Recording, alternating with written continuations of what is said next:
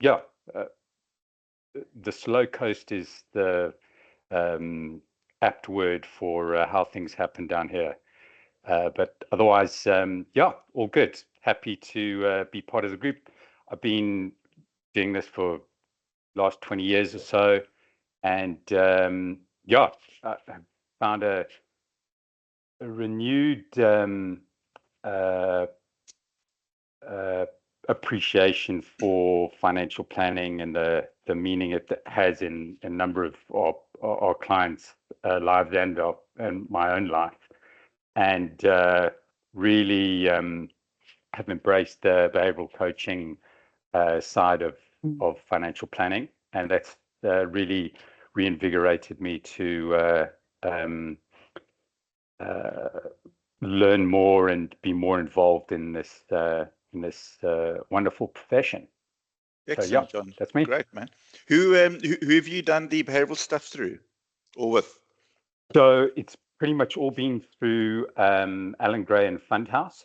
Okay. Yeah, I've been pretty much on most of their courses. Yeah, I've been on a few of theirs as well. I think I got booted though, not giving them enough business, but I suppose it's understandable. No, that's great. So you were with Rob McDonald then? Yes, yeah. Yeah. Okay, great. Dominic, Dom, I don't think you've been on for a while, eh? You've also been busy. Yeah, we split our short-term division off, the business. So that's been a whole disaster in itself, just externalizing that. And Okay. yeah, and then I was off for 2 weeks and then got whatever's been going around germ-wise, and that took me down for 10 days. So yeah, but we're back. Great, man. Yeah, a lot of stuff going around. A lot of people really ill. Yeah. No, I was up in J-Bay for that WSL event, Okay. and I just think that lots of people in one place at one point in time is breeding ground. But yeah, it was nice to be up your way. Yeah, you should have popped in, man. We just I up the know road. I was actually meant to head through to St. Francis, but it was just there was so much going on in J-Bay that we stuck that side. But I'll be back Yeah. up your side towards the end of the year, so I'll definitely give Okay. you a shout. Oh, cool, cool. Okay, guys, I think see Beck is here. Peter. I think yeah, let's kick off. So Simon, just let him in.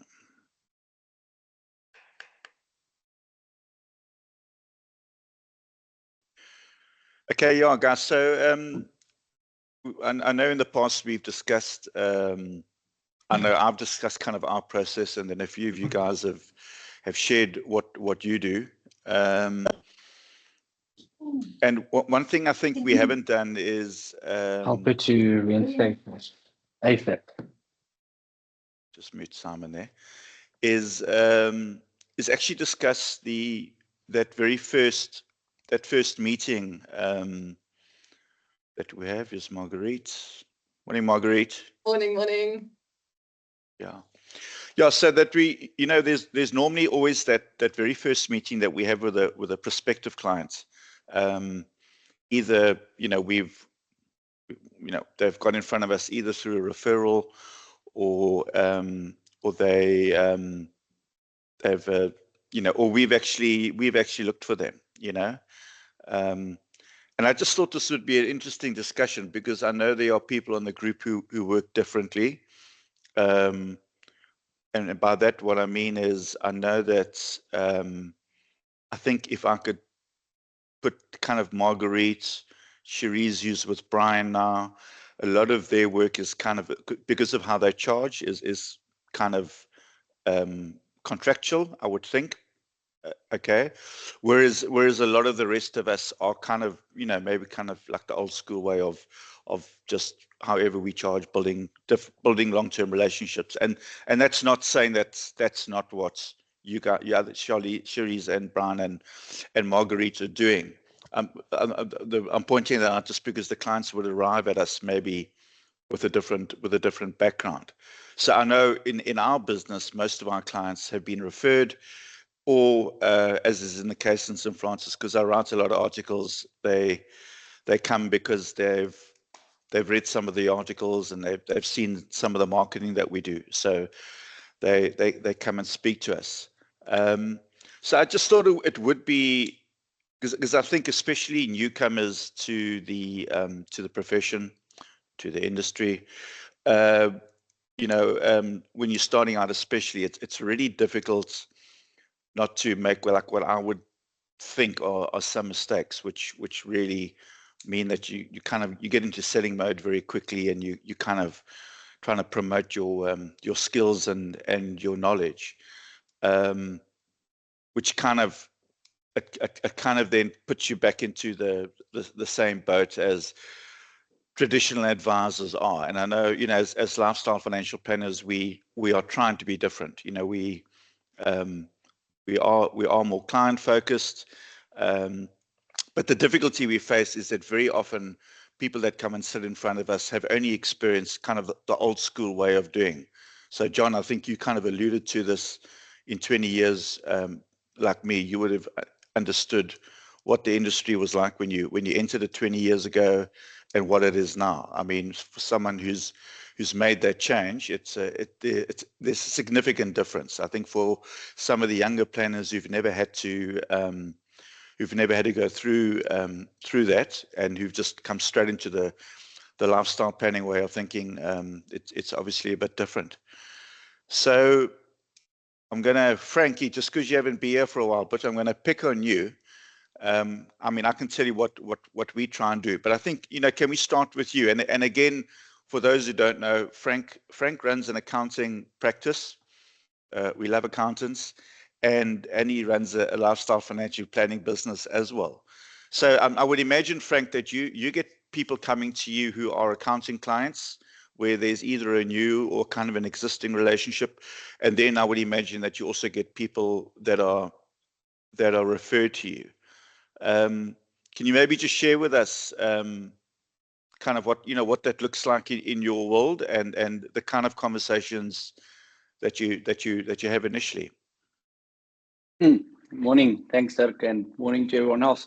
Nice to see everyone on board again. Apologies for not being at most of these meetings the last few months. Also gone through a merger and a firm acquisition, so that's kept us very, very busy. So maybe I can use that as an example, the merger and the firm acquisition. So our model is very much also, as you have mentioned already, Dirk, it is on client relationships and understanding the client and really building a relationship with the client. So our first meeting, because you referred to the first meeting process, yes, and we have a spin-off of the accounting tax side towards the financial planning side. But all the clients, if it's a client who's just coming on board on the FP side or the LFP side, or if it's a client transitioning from the accounting side into the LFP side, the conversation is always just on process and getting to know the client. So our first meeting, we don't talk products until probably the third, fourth meeting, to be very honest. So our first meeting is typically just to really to get to know the client, ask the client personal questions, and trying to just have a general conversation with them. And then during that process, we do usually bring in our process of LFP, which we just talk about the benefits thereof, and to let the clients understand so we want them to walk out of the first meeting understanding that we can't give them advice unless we understand who they are and understand the bigger picture of things. So I think that is always the goal from the first meeting.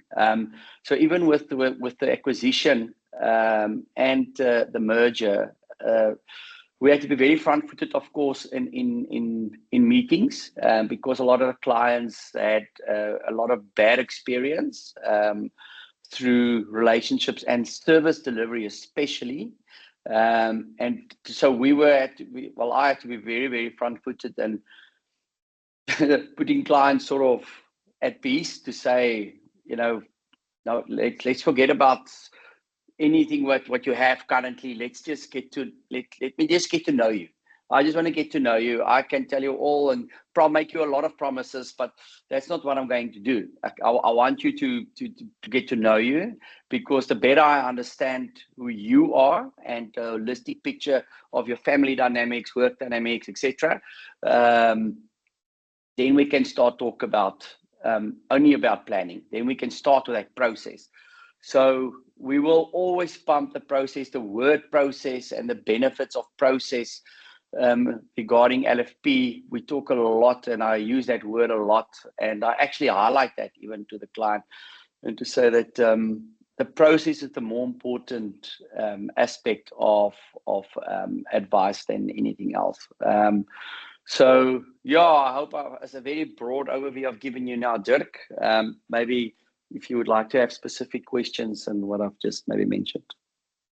No, Frank, I think that's great. Thank you. I think it's very similar to us. What I like is the fact that you're not giving advice in the first meeting. I think it's difficult to do, because often we get asked directly. But like, I can't emphasize enough how important it is not to do that. We want to be professionals. We want to be treated that way. We believe we can't give advice until we know the client's full situation. So you just steer away from it.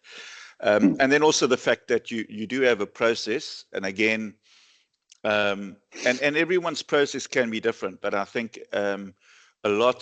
most clients that come to us have never been through any type of a process. So I think that the fact that you have a process kind of speaks to structure and professionalism, and does prepare the clients. So yeah, so I think that's great.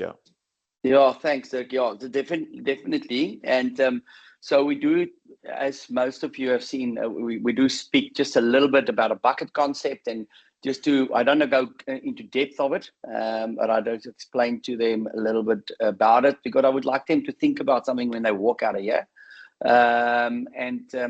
And then only the second meeting, because after the first meeting, just have a discussion on process, like you've mentioned, and also getting to know them a little bit better. Then I'll refer to the process of, we'll have an introduction meeting, the next meeting. That's when I take them through that introduction meeting slide that I've showed before, and that presentation. And then, of course, thereafter we go into the next and the next meeting. Okay, great. Brian, Cherise, I'm not going to put you on the spotlight because I know you just joined, Brian. So Brian, I think you maybe missed the beginning, but I think typically you might arrive at new prospects differently. And obviously, I know that you have a very thorough process. But what are in your first meetings? How do you run those? Okay, cool. Thanks. Shucks. So we have 3 hours, so that's enough time. So what we can do is, so the first meeting for me is actually kind of like a science that I've had to take a long time to work on. I'm probably about 10% of where I need to be, in my opinion. But so when it comes to the first meeting, I try and control everything, like absolutely everything about that meeting. So how it starts, where it starts, for me, it's strictly online. And the reason for that is that I struggle to, if I meet someone in a coffee shop, I struggle to control the environment. Secondly, I have a strictly virtual business, so it sets the tone for the relationship. And if someone doesn't want to come online and meet me online for the first meeting, they're not going to do it for the really exhaustive financial planning process that we have. So what I do is, a client might call me. Often it might be a phone call, or they contact me on social media or something, and they message me. They say, I'd like to chat to you about something. I immediately put them through a process where they have to book a meeting with me. Even if it's a call and they say, do you have time? And I say, fine. And they'll say, okay, I've got these RAs or something. I'm unhappy with this. I want to move it. I'll say, that's great. It sounds amazing. I don't have that kind of time right now. And then I redirect them to book in a meeting. So we book a meeting online. They have to go through that process. And what happens is Calendly they will get to choose the slot, but then they will get a message that prepares them for the meeting. And it's kind of out of Paul Armstrong's book, where it manages their expectations to say that the purpose of this meeting is to find out a bit more about each other. I can't guarantee that what I do is valuable for you, and I can't guarantee that what I do you will perceive as valuable. And so this is just an opportunity to establish that. And then in the opening meeting, we greet each other, and then that's it. I will repeat that line. I've memorized it, and I'll ask for their consent. I said, "Are you comfortable with that?" And they'll say yes. Now, then they wait for me to ask a question. So now I get to ask the first question. I don't let them rattle off something about a policy or something, because then you will, as you said, Dirk, you will get into that transaction trap conversation, and your value, I think, will always be assigned to the products that you first spoke to them about ever. So now they contacted you about products, which is normally the case, or some life event, but then you start with the questions. And then I just try to understand the problem. I'm very open-ended questions. What is on your mind at the moment, or whatever the case may be? And then I'll ask what else. Why is it on your mind? How does that make you feel? What are your concerns about not resolving this? Or where do you see yourself in the future if you don't address this right now? So they will tell me exactly what their pain point is. And then what I do is just try to get them to articulate what I need to do to solve this problem. And it's not a case of what levers I need to pull, what decisions I need to help them make. It's about where they want to end up, like what feeling they want, what state they want to be in. And the trick is to kind of get people to verbalize that themselves, because then they own that process then. And then I repeat that to them and I say, okay, so if I understand you correctly, blah, blah, blah. And then, and then once I've articulated that and I understand, it takes about 10 to 15 minutes, but everyone has one of 2 or 3 problems, which they find different ways to kind of articulate. And then I will then at the end of the day, once I've articulated, they say, okay, fine. They're like, you get me, you got this, you listened, okay, cool. And then I'll ask them, so what questions do you have for me? And then I'll answer whatever they ask me, but whatever question they have, I use it as an opportunity to just briefly describe the proper lifestyle financial planning process. So planning for life, death and disability, how we will look at various scenarios. And the reason why we will do that is to try and address that problem that they put in a sentence, which when they said it, I wrote down. And then I use that sentence that articulates their problem. Like I will incorporate that in my speech or my discussion with them again to highlight the fact that it's their problem and it's their solution and it's their plan and it's their process. And then from there's other kind of talks and discussions and meetings we have. But that's kind of just the first meeting that I have, and in a nutshell, how I run it. Great, thanks, Brian. And obviously, because of how you charge, you discussed that in that first meeting as well. Are clients aware of that before they contact you? Not all clients are aware of that before they contact me. Some people are just referred to me, or they see me on social media or something, and they just reach out. Okay. They don't know anything about me. But what I tend to find is that I say 95% of the time, after I discuss the process, they will say, geez, what does that cost? What are the fees or whatever? So I think what they do is, for me, what that tells is that I'm able to kind of somehow, or when you discuss it like that, you're able to verbalize value. And then they say, wow, okay, so this is not like you're going to put an offshore investment in place and then hopefully it solves the problems. And so they generally ask that question then. But I don't normally present the fees in that meeting because I don't exactly know what I'm working with. So I don't know what to charge them. And so then we go on to the next step of the process. Okay. Yeah, I think what you said there is so important. And it's so difficult to do, especially for new advisors, is not to talk shop product or advice in that first meeting. Because then often what does happen, and I mean, we find exactly the same thing when we talk about our process and why we have a process and kind of, as you said, the lifestyle planning concept, that it's about them and not their money. They do very quickly say, what does this cost? Which is, I think if you're getting that question, it's an affirmation that you're on the right track, because it kind of, people must be thinking then, okay, this is a professional setup.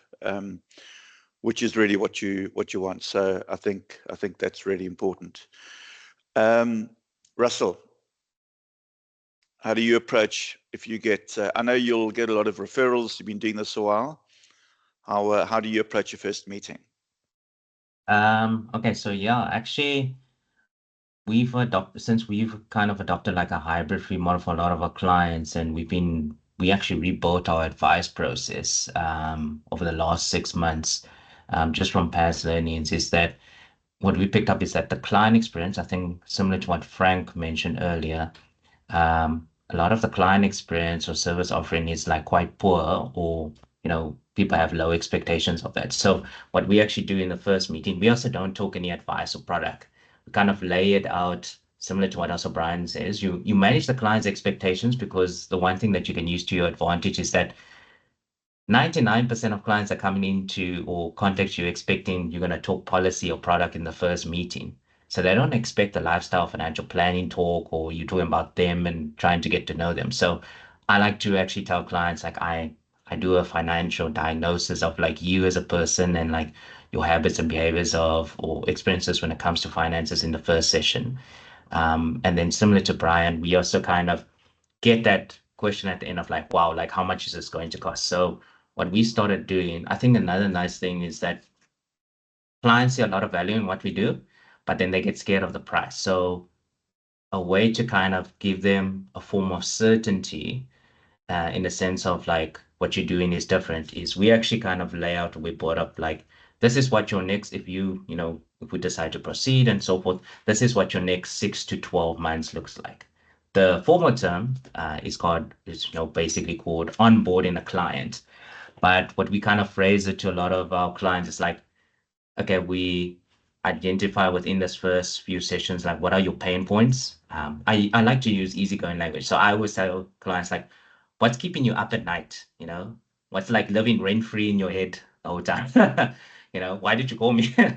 So trying to give them that aspect and let them kind of explain like what's bothering them. And then we just say, okay, for the first 6 to 12 months, this is like what your journey is going to look like. First, we're going to address your pain points. So it's like reaffirming that you are addressing like what's really bothering them, not technically a product, but it could also be something that, that internally that they holding on, to. And then thereafter, we're like, okay, for the remaining of that first year, we actually build, instead of onboarding, we call it rebuilding your financial foundations. You might have some, but we also like fill in all the gaps that you have. So it's all about education, coaching the client. And then we would give them like a makeup of like, okay, post this foundation phase, this is like what our ongoing relationship is going to look like. So it's all about collaboration as well. And we've used or rebuilt a lot of our process on teams. So we've also kind of put a lot of accountability, responsibility on the client, that it's not just a relationship of me telling you what to do, but it's us collaborating and working together as a team. So you got to share as much as what you're comfortable with, and then we have discussions around that.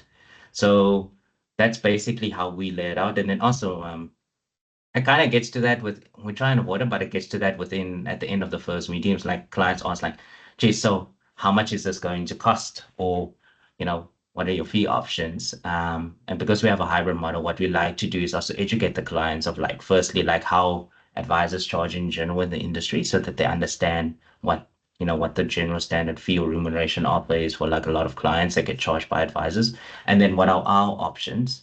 And then we have a split where we said like we can work on a fee basis, and this is the pros and cons, or we have a traditional AUM model where we use less investments, but then also there's upfront planning fees and so forth. But we usually go more into depth in that, like in, I would say, the second or third meeting. Most of the first few meetings, just kind of getting to know the client first before we get to, the fees and so forth.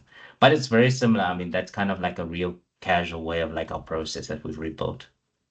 Great, thanks, Russell. Yeah, I think, the fee thing is always a difficult thing, but I think the reality is that most clients who haven't dealt with a lifestyle planner, like they don't know what they're paying for. So we kind of do the same thing. The fee gets covered in the first meeting, where the client is actually engaged. We've got to know them a bit. So the first official meeting, so the first meeting in the process, not the coffee chat. And I think because by then they've kind of have got an idea, because if you I think if you talk fees too soon, you're in danger of scaring people off, because all they've got to compare it to is what they've experienced before, which probably isn't great, and that's the reason they're in your office in the first place, or they're having a Teams meeting with you. Yeah, and I think, yeah, I mean, what I'm picking up is, and what I believe is, in that first meeting, it's really, you kind of want to disarm the client, because no one wakes up in the morning and says, "Whoopee, I'm going to go see a financial planner." I mean, it's if they've taken the effort to make the appointment and get in their car or meet online, generally there's something going on in their life that is spurred them into action. And I think it's really important, and you guys have all mentioned that, is to try and understand what that is. What is that thing that's motivating them to spend this time speaking to someone that they've never met? Because I think a lot of people think about this a lot, but it takes something to happen, and then they actually take action and they make contact. And I think it's really important to understand what that is, because that little thing is often just a symptom of a much bigger problem that they need solving, and they can't actually always verbalize it themselves. What else did I say? Yeah, and I think also it's really important for, we all run our businesses differently. I think it's important to understand what we want out of that meeting. And there's absolutely no judgment, because we all do things similarly, but I think we all do things differently as well. And but I think you've got to be very clear when you go into a meeting. You can't just kind of see what happens. You've actually got to know what the outcome is that you want. Because as much as our clients choose us, we want to be able to choose our clients as well. I think anyone who's had a horrible client relationship understands that that'll keep you awake more at night than anything else. So you definitely don't want that. And then also I keep saying the newer advisors, but I mean, there are a lot of old faces on here. I don't mean old in age. I mean old, like I've seen you guys around a long time.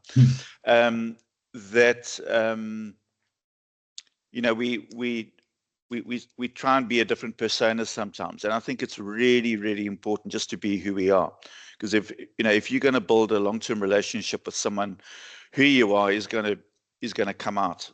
So you don't want someone 3-4 meetings down the line finding out that you're a completely different person to what you portrayed initially. And again, that just speaks to not everyone's going to get on with the same kind of personality, and that's absolutely okay. But I mean, it's probably in our interest to disengage if we find that we have an unnatural fit with someone. If it's going to be a difficult relationship, we've got to probably be big enough to set that person free and let them, maybe even refer them to somebody else. I want to ask a few other people, but John, I'm going to pick on you in your first meeting, and the reason, because you expressed quite eloquently the change and how the move to lifestyle financial planning has changed your view on the industry, and kind of, it sounds like it's kind of rejuvenated your excitement and enjoyment in this profession. Can you maybe just explain kind of what it was like, and how it is different, and with in context, like how you would have approached a first meeting 15 years ago, and how you would do that differently now? Sure. Thanks, Dirk. Yeah, 15 years ago, I was really fortunate in that I had a mentor that was very client driven, and to a large extent anti-product provider, uh, sales incentives and going on trips and all that sort of thing. He was quite anti that, because he realized it was all about the product provider and not the client. So that was a fantastic grounding in my introduction into financial planning. How it's evolved is, I think, or for me anyway, it's real focus on a few key principles that we follow in our business. It's keep things simple. We lead by example, and we focus, on the client. So whatever we do in our business, no matter what it is, we use the principle of, does it meet all three of those principles in our business? Is it simple? Are we doing it ourselves in our own personal financial planning? Is all our staff doing it in the planning that we do for them? And is it focused around the client and not the product provider or the administration system? So with that, we're maybe in a slightly different phase of our business. We're very fortunate that the current group of clients that we have sustain this business quite nicely, and we are focused on our existing clients. So we've obviously developed a process for new client meetings, and we do get a number of referrals.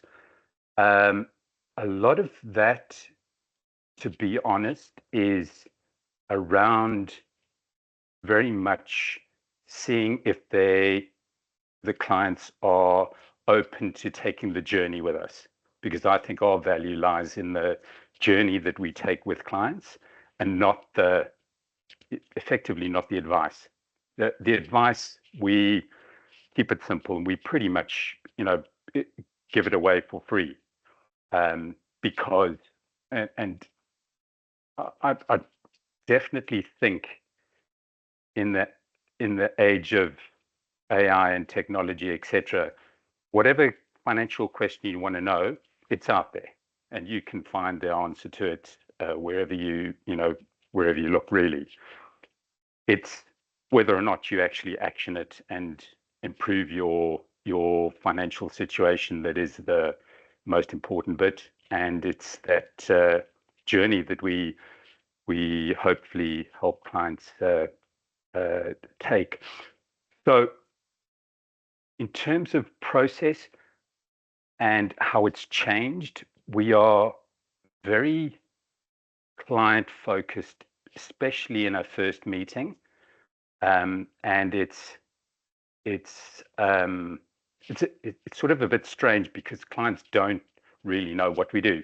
To be honest, most of them don't know what we do, and if you tell them, it sort of goes in one ear and out the other, because their burning question, what's keeping them at night, awake at night, that's living rent free in their heads, is some burning question. So I found when you change it towards being very client driven and all about the client and what's worrying them, and like I think Frank mentioned, using that at every opportunity to describe how holistic financial planning benefits individuals is a great opportunity. So yeah, that's pretty much it. Thanks, John. Yeah. I think I'm doing this a while as well, but I think when I remember, and I do it really well, it makes a huge difference, is to actually like put yourself in that client's shoes, to like really, because we naturally come up with solutions very quickly in our heads. If we look at a client's portfolio, or we understand the kind of their life, we very quickly come up with solutions. So as you say, the advice is for it might sound like rocket science to the client, but to be honest, it's not really often the case. I think majority of our clients are pretty straightforward. They're firstly just wanting to know, are they okay? Because most people don't know, and then obviously, they haven't even thought about living a bigger or better life than they can. But I just find, yeah, that if you're ever battling with a client, just to put yourself really into their shoes makes you really understand the problem a lot better. And they can feel once you've done that, like once you've done that, they really feel that you're there with them, which then serves that relationship well. Does anybody else want to share? Or any comments?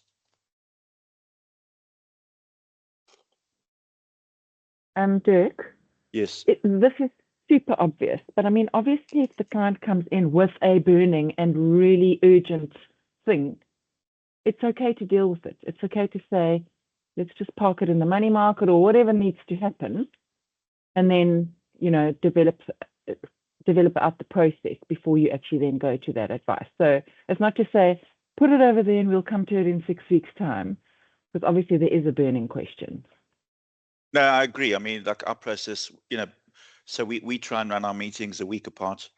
Sometimes, you know, if the first one's on a Monday, well, we can do the next one on a Friday. And then the third is like kind of the reveal where we can start giving some sort of advice, you know, be it around a product or something like that. But yeah, I mean, you know, you normally find that, you know, that money's been lying in a savings or money market accounts for a while. You know, another couple of weeks isn't going to destroy it. But yeah, I think it's a very good question to ask. Like, you know, what is that burning reason why you're here? Is there anything that's, and we ask that in our first initial meeting, you know, so we ask about the experience with financial planners before, what they expect from us, and then it's really, okay, like, is there anything that's really, really urgent? Because sometimes there can be. So yeah, anyone else have any comments? Yeah, Dirk. Thanks for sharing, guys.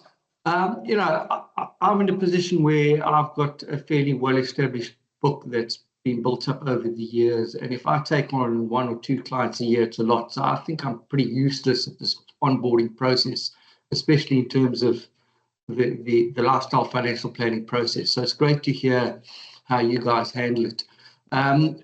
Something that I always grapple with is, you know, very often you ask the client, what is the burning question in their mind? And to me, in my experience, 90% of the time, it's product related. And you then try and steer the conversation away from being the product related discussion and bring them into the whole lifestyle financial planning process. Now, I've had experiences in the past where I've lost clients because of it, because they didn't get the answer they were looking for right in the early stages of the discussion. And, you know, a question that sits in my head is perhaps it was a good thing that I lost them as clients. They weren't a fit. But then sometimes I kind of look at the situation and say, hang on a second, maybe I should have solved that burning question initially, brought them on board, and then developed them into the lifestyle financial planning process. Interesting to hear other people's thoughts on that. Yeah, Shannon, that's a great example.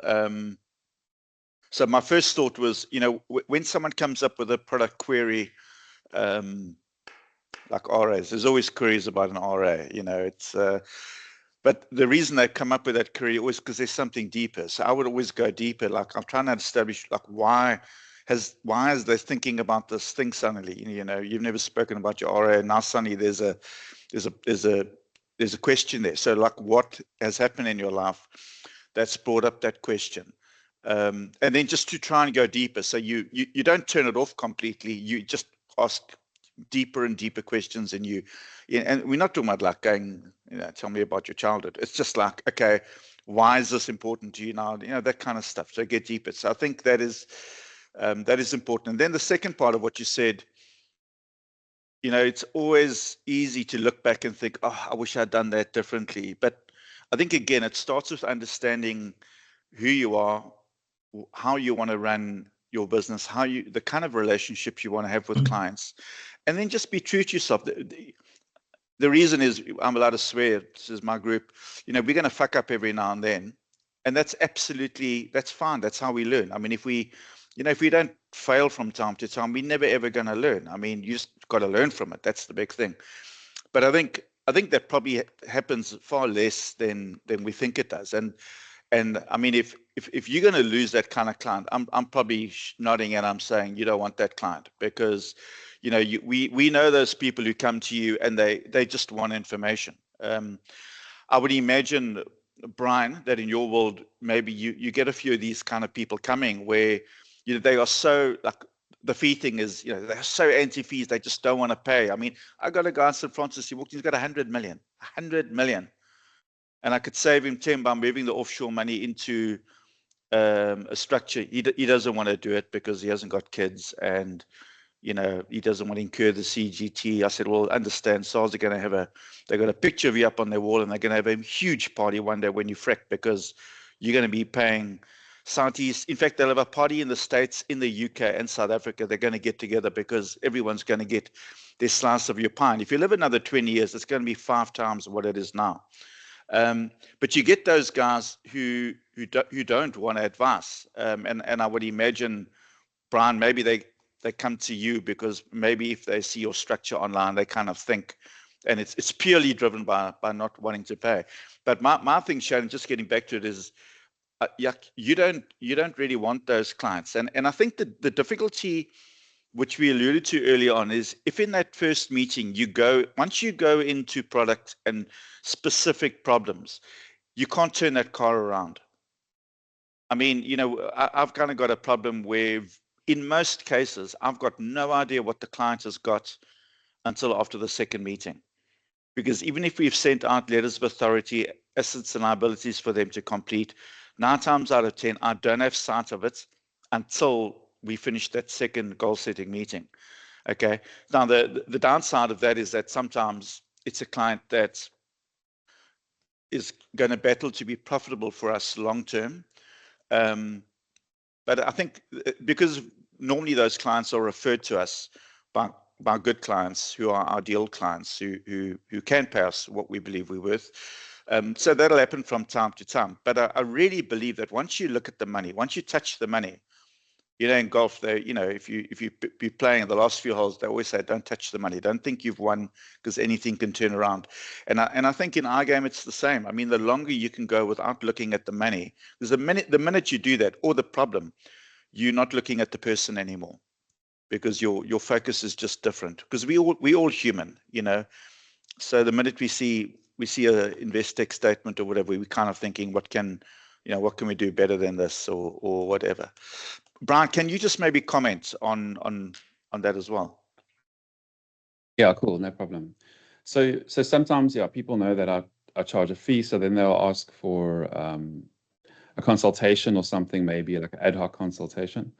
That's not, if I will never solve a problem in a meeting like that, because I can't give advice, but I'll tell them you can pay a few grand and I'll give you an hour's worth of education that you could have spent a few hours of your time on YouTube or ChatGPT to solve yourself. And so some people will do that and they just pay a few grand to talk to me for an hour and they get education. And so there is a way to kind of solve that problem for a client. But what it comes down to is, generally speaking, I tend to find with clients, prospects, when they're anxious about money and they're reaching out and there's a problem to solve, like Cindy said, there's a problem to solve, I've got money, I need to do something with it now.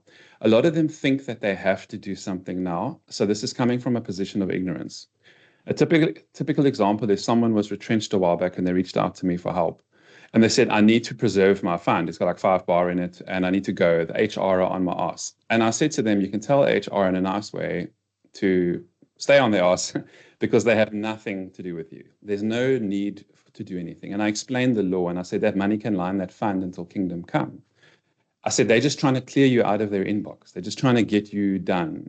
And then the Alexander Forbes will come and say, what are you going to do with this money? Because you're an entry in a CRM system that needs to be turned from red to green.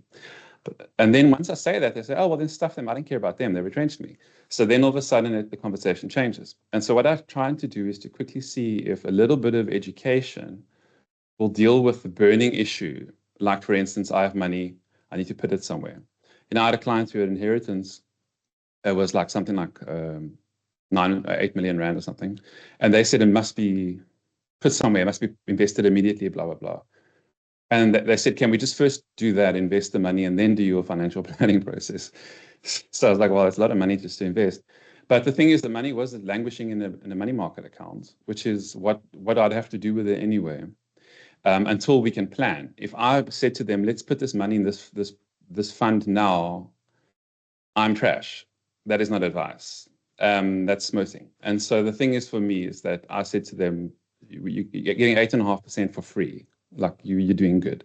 And so once you explain the parameters and educate them on why maybe their feeling of anxiety is not necessarily a feeling worth having, and their concern is not a concern worth stressing about, then I tend to find they say, okay, like visually sometimes the shoulders drop and they say, okay, well, I wish I'd known that. And then we get into the deeper conversation. I've also found with people like there is something happening soon. There's a transition happening soon. We need to prioritize. So I said, well, we plan for various things, life, death, disability. And so I say, well, fine, look here, we go through this process. If we start next week, Tuesday, we'll get to this stage where I can understand what the process might look like by the next week, Tuesday. Then I will brief you and tell you we should maybe address that problem first if it is if we still consider it to be a problem. So, for example, the one was someone needed to know if they're going to retire in 2 years' time, if they can retire in 2 years' time. And so it was like, fine, they want to know now because they can't sleep about it. So I said, well, cool, we can do that. And what we can do is prioritize that retirement planning. And then we can look at your products and then we can go on to risk and estate planning. However, if I see massive red flags when we start going through your financials on the risk and estate planning side, that will always be a priority over investment planning and retirement planning. So for me, I just kind of try and position it and trying to get their level. And I'll ask them a few questions. I'll say, for instance, the client might say, Shannon, you might have had this before, but I've got to do this with my retirement fund. I'll say, what do you understand your options are? Or why do you believe you need to make a decision now? And then I try to understand where they're at. And then I try to see if they have a valid point. And then I go down to that level if I can.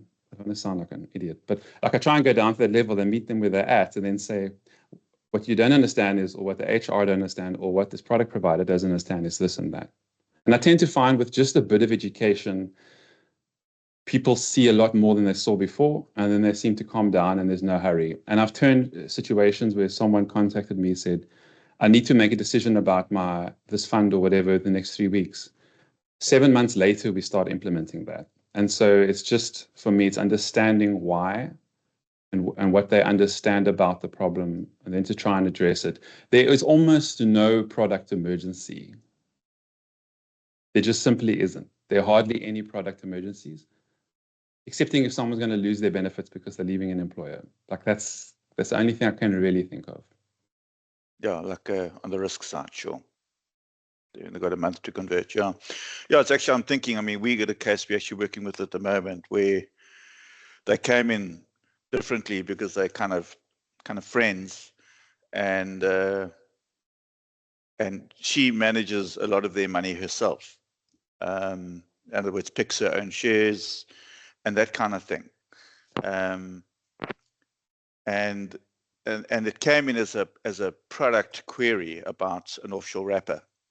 So we kind of dealt with, because it was quite simple to deal with, but then got them to go through the process. And in the process, she actually realized that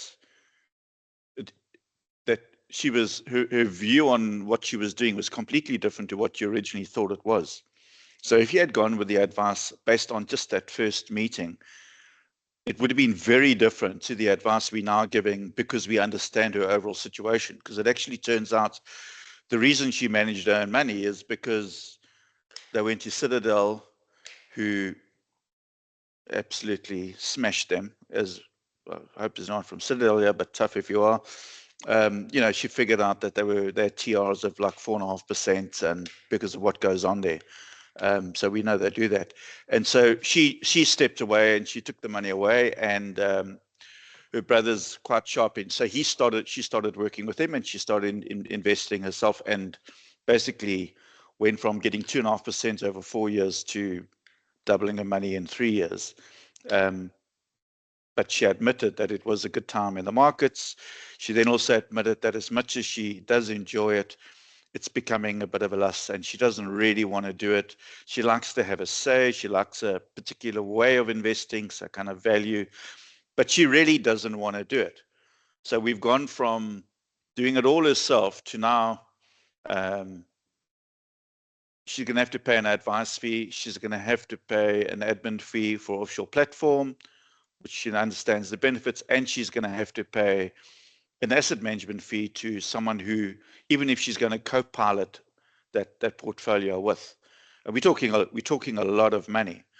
And in the rest of the process, like, we uncovered what they could actually do, and they're in their 70s, and what they can actually do in their life absolutely blew them away, because the way they were living, their money was going to last them to 125 or something silly. And now the money is still never, it's actually never going to run out. But we've actually shown them, you know, how they can actually spend it. And like we've put, like, they've got to get really busy now booking tickets, because otherwise they're never going to get there. The point I'm making is that if I'd given advice in that first meeting based on what her questions were, so she didn't even really understand the real problem herself. You know, she kind of uncovered it herself as she was going through the process, and we were asking questions, and we were just talking, and not about the money. We were talking about them and their families. So yeah. Anyone else have any comments or anything to add on this? Russell? Yeah, I think just addressing basically Cindy's question in the beginning about, like, you know, addressing the burning points and going back to the initial question, it's that, like, we also do experience as well. And what we actually kind of explained to our clients in the first meeting, and I remember I actually put this in another chat to, like, Brian last night, or in another group as well. But, like, we actually started explaining to clients, if we just address the product need, it's like basically you're not actually addressing the source of why they came to you, or the source of the problem. You kind of just put in a band-aid on the symptom. So I always explain to clients, like, you know, if I don't really understand you or the actual source of where it's coming from, the problem, like, no product or plan will fix it. You know, probably you won't even stick to the plan. And then also, I think, to Dirk, what you said as well, the trap then of, like, if you jump in too soon of, like, having the product talk, is then you attaching your value to the product, basically. So we're going back to the initial model of, like, what clients experience, and, you know, to our earlier question, then the client also thinks, like, oh, I'm only seeing you when I need to take out a product, or it has to do with the product, and moves away from, it's okay that I'm seeing you about, like, you as a person, and there's no product involved. You know, I think also, since I transformed my business to the lifestyle financial approach, like, many years ago, we've had so much more engaging, and I think, to Dirk's point, we've had so much more engaging conversations with our clients. And a byproduct of that, it didn't affect our profitability. It actually went up, because the client started being seen for themselves. And you have to also realize, like, I think the general perception or expectation that a lot of clients have, well, we come across a lot of clients like that. Despite their networks, like, they come from advisors where, you know, per regulation, they see advisor once a year. But if they do see the advisor, every meeting's about taking out a new product. It's never about me as a person. You know, so I think that's just something to bear in mind. And what we also do is, like, if a client has a burning need that they want to address now, we go a bit, like Brian said, into a bit of, like, education. You don't have to dig fully deep into it, but then we do make a note to the client of, like, why we need to address the initial source of it. And we said, okay, we'll kind of, like, address it now, but then we need to also revisit this discussion in a shortly after meeting, basically, or coaching session. Yeah. Yeah, no, thanks, Russell. Yeah, I mean, I think, like, I also made the change from the past, and what happens is you end up within your client base, there are clients who haven't been through your process, and there's a distinct difference. I mean, the Dirk that those clients know and the Dirk that the newer clients know are, like, they're different Dirks, because you've just had really different conversations, and then we kind of know, like, some of those older clients aren't maybe really suited to this, but eventually what happens is they just, we get them to move away, because, you know, we either convert them or we don't. So yeah, Tim's just saying that the way you approach the first meeting should be very present how we communicate online. Many people will Google you before the first meeting, and much of the experience you provide. Yeah, so I think it's correct. I mean, you know, if you had said to me 5 years ago online presence was important, you know, I wouldn't have believed you. But it is. I mean, I even just see in the articles that we write, which are weekly and monthly and quarterly in our area, by writing them just in a human way. And I'll get people stop me and just say, like, because we don't talk about product, or, you know, if we do talk about the industry, it's probably kind of in a negative way. It's kind of, you know, don't listen to the asset managers and that kind of story. So it's, but people like the fact that you're talking about non-financial stuff. You're talking financial stuff, but it's the stuff that no one talks about. So I think that is important. Has anyone else got anything to add on this? Derek, if I may just make a comment as well, especially what Shannon raised. I think we've all been in that position of trying to utmost, and then the client don't stick around. But I think for us, what we've learned is we have to trust and believe and be passionate about our process. And when we approach a client, we don't try to convince the client.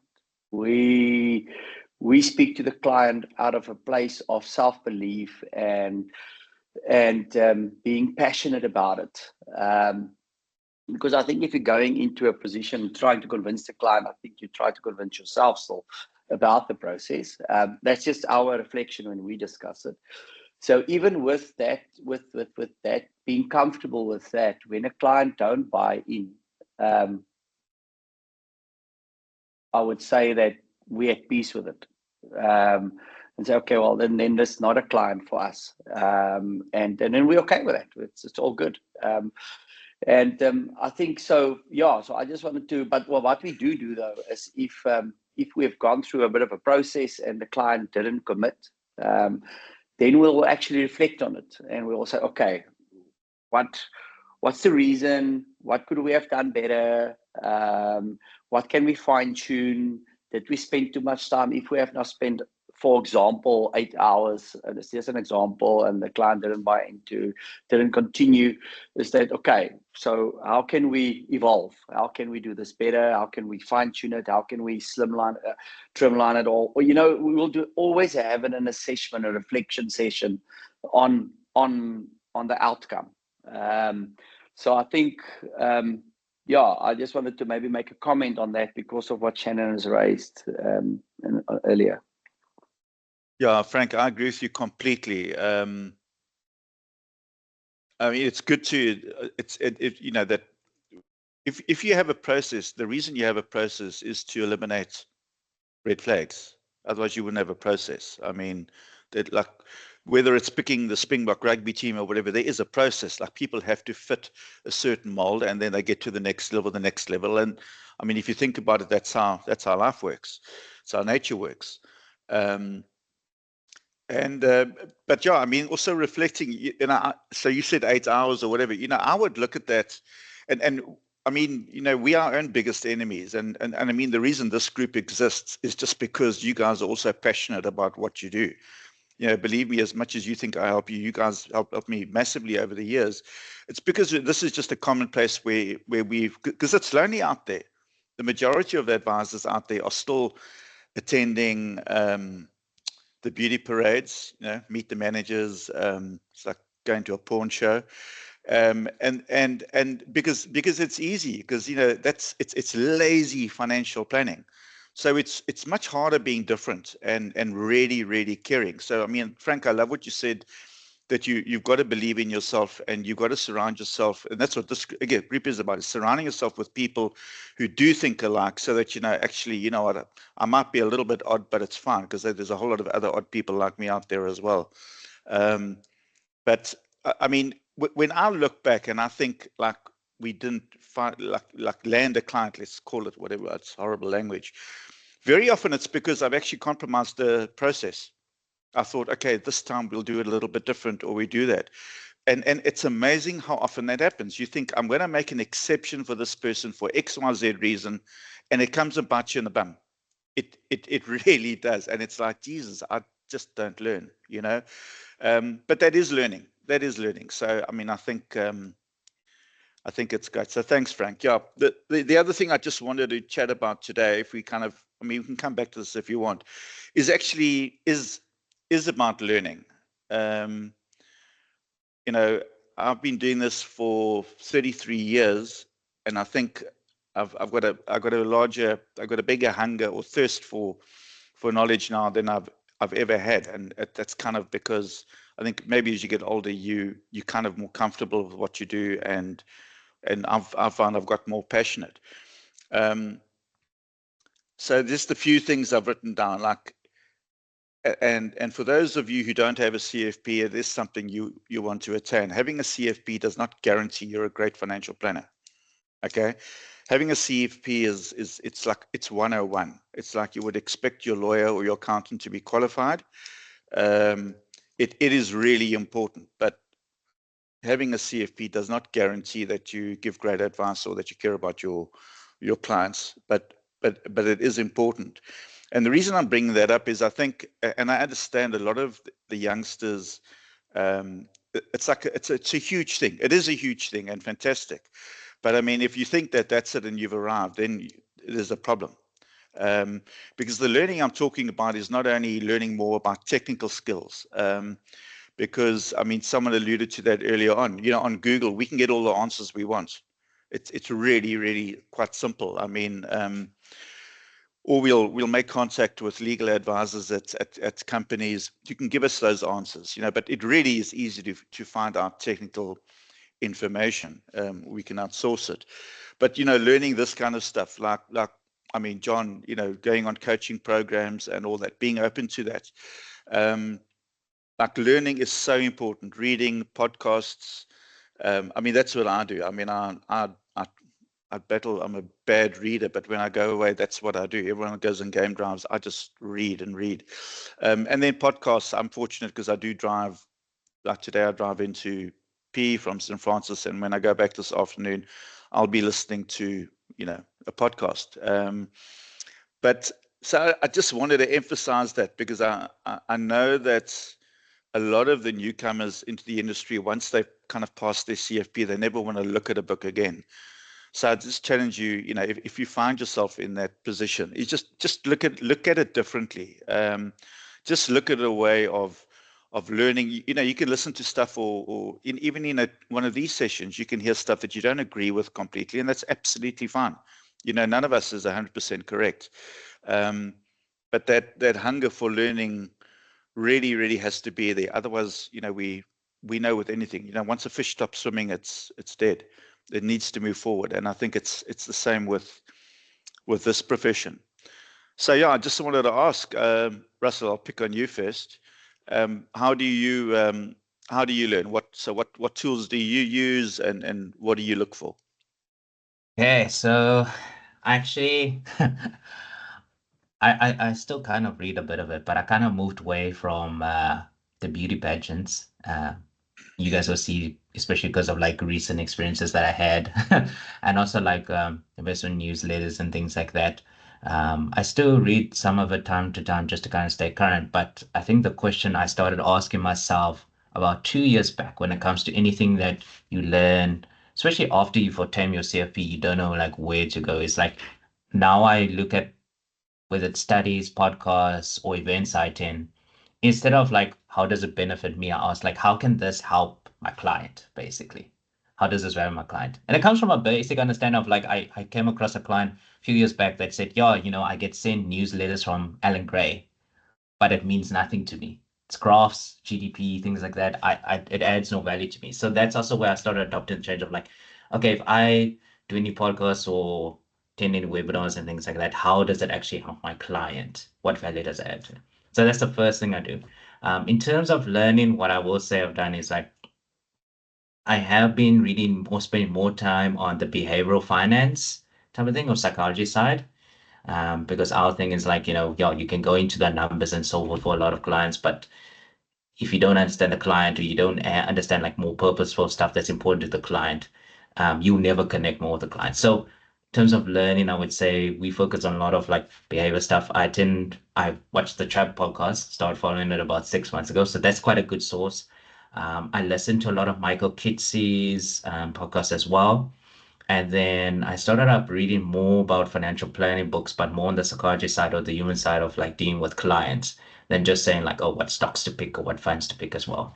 Um, Also, other sources that I do look to that's actually pretty helpful from my business point of view, and Brian will know about this because I shared it with him. But like we look at, I've checked out content that's quite useful on YouTube and podcasts from like Christo and the Future Group. So like you guys might have seen, I might have sent a video clip in the group once or twice before. A lot of their concepts and they role play a lot of client scenarios. It's actually really relatable or very helpful for like our field, even though they work in the design space. They actually address or deal with the same problems that we deal when it comes to like their clients. And it's all about like how do you demonstrate value that's intangible, which is similar to us. How do you demonstrate the value experience we have? They actually, it's from their content that I picked up on YouTube of like they literally had a session of how do you build an onboarding process for a client, the client experience. So a lot of their stuff we take it into account of like how to build a better experience for the client, because of the people they enter. And then, yeah, in terms of studies, I would say currently now, like a lot of your other content is free, but if you're pursuing studies, I mean, that's a big investment. I am looking into the Certified Financial Transitionist program. I need to say first, but that is something that looks like it's got quite like an advanced CFP. But at the end of the day, I think, yeah, look at the FBI source for also content. And yeah, I think just to like study further or continue to grow, you don't have to study or pay for university education. There's a lot of good content out there if you just honestly look through podcasts and on YouTube. Yeah. Great. Thanks, Russell. Cherise. Yeah, just a quick comment on what you mentioned about studying after leaving the CFP. I don't think formal studying is necessarily what you have to do just to be a lifelong learner. Like just continuing to read and listening to podcasts. And for me, what I've recently been doing is just getting a different advisor and financial planners' opinions. And sometimes they say something very different about the same subject. And you need to eventually make up your own mind about how you feel about it and then just back yourself. So yeah, I read a lot and articles, books, and it's not just financial planning books, it's sometimes just like personal growth books, just to be better in terms of how you understand your client, that type of thing. So yeah, I think there's formal studying has its benefits, but you also need to just broaden the horizon in that perspective. Yeah. If I may just add also just on Deshari's points. Yeah, another thing I forgot to mention is also like even this group has been like hugely valuable to me, even though, I've been one of the early members since Dirk started. It still helps me a lot because like you get to share a lot and understand how each and every one of you are doing things, and we can kind of like share our different lessons or experiences. And also just to what Shari's point as well, one thing I've also learned so much more since leaving university and after getting like CFP is that yeah, you can learn from a lot of sources, but a good way of also learning or testing out is like you also need to test out what you learn. So you can read all the books, read all the articles, listen to all the podcasts, but if you don't try and apply some of that stuff, you never find out, okay, is this actually good for my practice or does this help with clients or not? So that's also my way of learning. It's like, yeah, you can accumulate a lot of information, but like it's pointless or useless if you don't try and apply it to see if it works or not. So practical usage also is very important. No, I agree. Yeah, and thanks, Cherise. That was valuable as well. Simon, got your hand up. How's it? Morning, guys. How's it? Whether they call this continuous learning or it morphs into experience, but the more clients you see in the different situations you see in each and every day, obviously you learn from that. But I think if you go and actually assess yourself from those situations, that's an important part to learning, because otherwise, yes, it's part of experience. But if you go and sort of evaluate what you think went wrong, I don't know if you guys have seen on some of these Zoom calls you get, or Teams calls, you get these plugins that were shared on one of these groups, Read AI and one or two other things. And one of the things that it gives you is the sort of the talk time, the sentiment, all that sort of stuff. I don't know if you guys have looked at that, but that is super interesting for me, because I think it was mentioned earlier about sort of taming your advice monster and that sort of stuff. And I found that no matter how long you've been doing this, you need to reread some of those things sometimes, just as a reminder, that we can get carried away very quickly to sort of just blurt out all the stuff we know, because we hope that is some form sort of helping the client, educating the client. But often it can be sort of ruining a moment where you had an opportunity to ask a better question, simplify something. So yeah, I found that sort of feedback, you've got to relook at yourself to actually take the learning and put it into action to just continuously improve. And, like Russell said, I think the podcasts that are out there at the moment are fantastic. Some awesome opinions, and just small, it's difficult to consume all the information that is out there. But there's just on every odd podcast, you'll pick up this golden nugget of information, and it just changes your perception. And you can sort of usually apply that into your daily workings. Yeah, thanks, Simon, for that. I think it's so right. I mean, to do this, as much as we want to be positive, we need a huge dose of humility in what we do as well, and being able to admit that sometimes you're not at your best, and that's okay. This is the hardest job in the world, but it's also the most rewarding. But to think we're going to be perfect every time is simply unrealistic. So you've got to be kind to yourself. And as you say, just keep learning. Cindy, I know you also came into the profession not by mistake, but almost kind of completely planned. Yeah, so, I mean, and so you've obviously gone through the process of the whole CFP thing, and then you also very much connected on the coaching side and all of that. You want to share anything with us? I can relate to what everyone else has said. And also, I've just recently looked at my Gallup Strength Finder, and big surprise, my number one is learner. So, I'm constantly learning. I probably try and push too much information into my head because there's a lot out there. I think be selective. I chatted to someone actually last week, another advisor, and he was saying he focuses 1 year, he's focusing on the sort of softer skills, the people side, the behavioral side, and the next year he's trying to improve something that he's assessed that he needs. Like he said, he would like to do some more investigation into tax, and I thought that was quite clever. So I think it's important to be, even if you're not a natural learner, we need to be learning, and we need to be keeping our brains functioning well.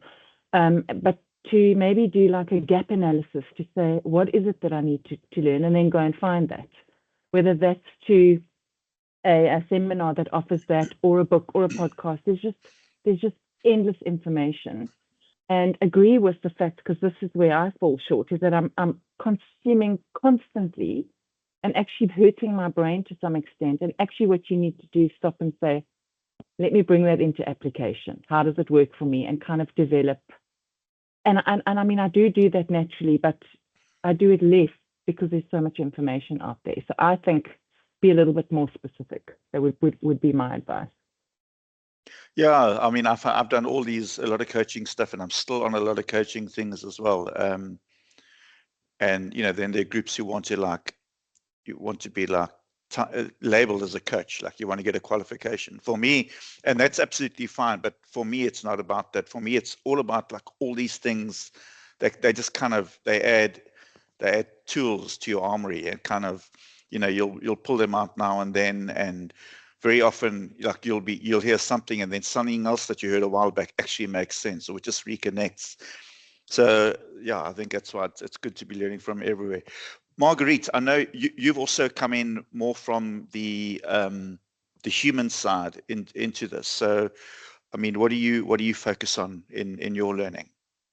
Okay, so yeah, Dirk, I'm still very passionate about the human side of everything and money. So at the moment, I'm busy with a certificate in trauma studies, and while it's more medical trauma orientated, there's so much application back to financial planning as well. So that's the main focus of my learning. And for the rest, I'm also just reading generally.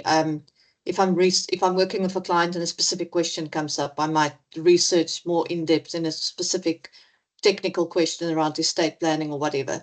So it's kind of like situational. to an extent, and also interest-based. Yeah, I think, yeah, okay. I just thought of something, you know, I think so a lot of younger planners, when they enter the industry, we kind of know the reality. You know, a couple of grey hairs probably is quite a good thing when you're dealing with clients, especially clients who've got money, who are generally older clients, because they've had time to accumulate some funds.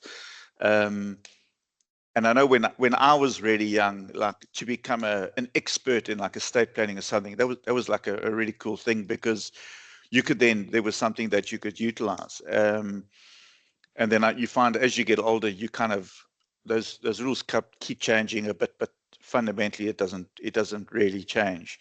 And I think that's an opportunity that maybe young planners should identify, is that although, I mean, the human side is really important, but it's kind of, it develops as you get older. So I'm not saying that if you're young, you can't have that, but it does develop, because it's life experience, you know. A couple of mistakes and divorce helps a lot, you know. You learn a lot about yourself. I'm not saying go out there and get divorced. I'm just saying you learn. But maybe where a lot of the youngsters should also focus on is like someone who's older, like myself or Shannon. You know, if you're going to bring someone young in your business, if that person does become like an absolute expert on estate planning and trusts and things like that, it's really handy to have in a business, you know. And it's probably where you can add a lot of business, add a lot of value to that business, you know, earlier on in your career. I think it's just a fact that, you know, obviously as we get older and more mature, clients do get more comfortable dealing with us. So yeah. Anyone else have anything to add on learning, how we learn, what we should learn, anything to do something different? Shannon. Sorry, not to add anything to that. I'd like to try and appeal to some of the tech heads on this group to see how we can formulate some sort of a learning library where we could consolidate content that we've all found valuable, and that it's an easy reference point to go back to. Because, you know, a lot of it is put on the WhatsApp group, but to try and go back to it and find it, it's a problem, and that sort of thing. So I don't know if we could start a website for this particular group or something like that, where we could build up this library. It's just a thought. You're welcome to do it, Shannon. I'm not that tech. Yeah. Look, I think the group, and I mean, if you look at the chats we have on WhatsApp, is really cool, because I think there's a lot of real life stuff happening there. And you know, again, this place is all about just being a safe place where we can be ask really stupid questions. But you know, there's always someone in the group that seems to have an answer. So I think if you go back on the WhatsApp group, you're going to probably find, you know, lots of solutions and lots of answers to a lot of those queries. But it is a good idea. I've got an idea that. Dirk, sorry to interrupt there. Yeah. Just on Shannon's question, I'm not sure the nature of the group. I'm on it. I think it's open-ended, if I'm not mistaken, but it is called Ensemble. It was started by Louis. I forget his surname now. Yeah, so I don't know what the sort of, if there's who can be on there. As far as I know, I just added myself to it, but it talks to what Shannon was suggesting. It's like a resource driven. Sometimes there are queries that get popped on there, there's suggestions, people come back. Instead of trying to reinvent the wheel, maybe just sort of those who can jump on that group. I've seen and gone through some of the resources on there, which seem, you know, hugely helpful and great. It would obviously go outside of this group. But, you know, if that's what you're looking for, maybe take a look there first. And because I think it could be quite difficult and time consuming to set up something similar for this group on its own. But yeah, just an idea, maybe check that out first. Could you post that on the WhatsApp group, Simon? Yeah, I'll try to find the link for you. Sure. Thanks. There's an Aussie and an SA version. Yeah, I think Rudolph now runs the SA version. Yeah. Sorry, Shannon. When we did our behavioral coaching course through Alan Gray, we used Slack as a resource program where we could communicate and pull stuff. So I don't know if, I'm not a tech head. I don't know if that's something that's viable, but maybe it's something that the techies could look at. I was really slack with Slack. It didn't work for me. And the group I was in, it just didn't work. I mean, it's like someone's trying to make it work, but it didn't work. I mean, eventually guys were saying, just send me the email, you know. Or if there's something better, I don't know. It's a thought. Yeah. Yeah. I'm on that same course again, but for my own edification this time. I really want to learn. And no one's using Slack. So Cindy, see if you can get me an invite next time, okay? what, to do the course again? Yeah, but they're ongoing courses, aren't they? Yeah. Oh yeah. Okay. Okay. I'll Cool. tell him. I'll tell Rob. Yeah. One other podcast that's really good is Dan Haylett. I know some of you guys do know him. He spoke briefly. When I was in London at the TRAP conference. He spoke there, and he's got such an unbelievable way of he's taken what Carl Richards has done to another level, and I'll get shot down for that. But let me tell you, he's actually I've managed to get him. He's coming down to the Old Mutual Wealth Summit in Fancourt in September, and his podcasts are great as well, because a lot of it he talks to clients and to people who've been through the whole.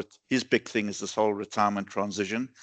Yeah, he spoke about, and I see there's a podcast on it now. I might listen to them where I'm about regret in retirement, and it's a huge thing, which I think a lot of retired people, can reflect on, and even when they're entering. So, yeah, Dan Haylett, I think it's called Humans versus Retirement. Will you post it on the WhatsApp group? Yes, I will. Thanks. I will. Yeah, and so if you guys, if you're able to go to that conference, Dan will be there. That'll be really good. And then we're racing off to Humans Under Management in Cape Town. Who's going to hum?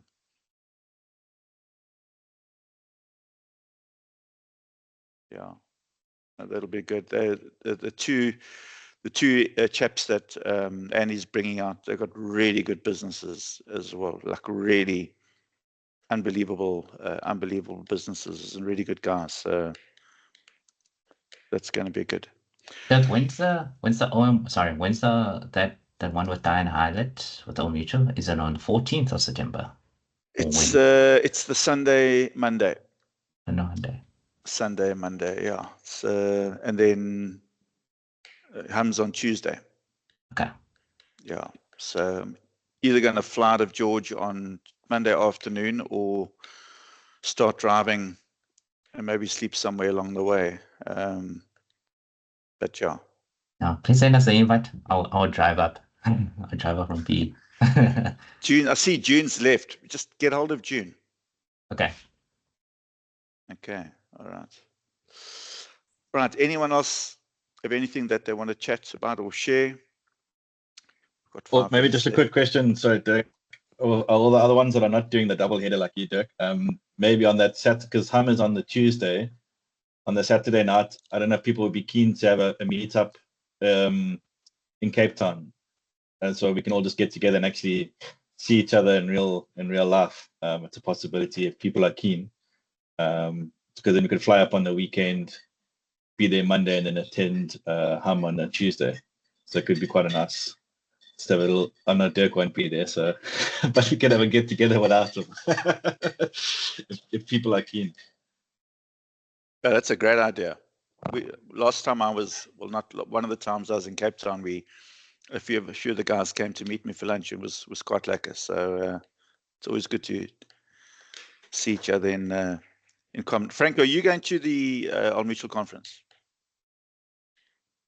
Yeah, no, I'm not going to the mutual one. There's Going golf, to. I wish. Yeah. No, I'm going up again also to the 91 one in Cape Town as well. Okay. All right. Okay, guys. Thanks. I think it's been a fairly fruitful session. Welcome again, John.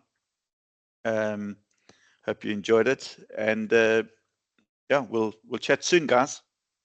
Keep well. Thanks, everyone. Thanks, guys. Thanks, Thanks, guys. Bye. Thanks, Cheers, Thanks guys. all.